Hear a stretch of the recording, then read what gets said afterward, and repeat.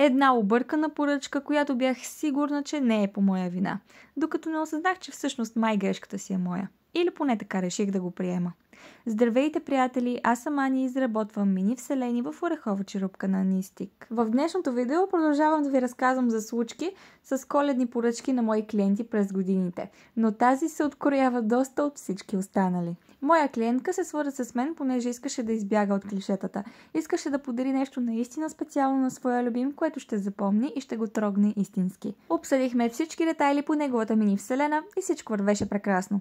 Остана само да ми каже какъв надпис искаше да изпишем. И тук тя ми написа: ами да, ако можеш да пише, ти направи живота ми по-хубав, благодаря. И аз съвестна, както винаги, правя надписа точно както е написала, изпраща ми снимка, горда и доволна от резултата, очаквайки радостна реакция. Тогава обаче останах изненадана. Тя ми каза, че текстът е сгрешен. Не трябвало да пише благодаря. Аз бях доста учудена и изпратих скриншот, че го пише.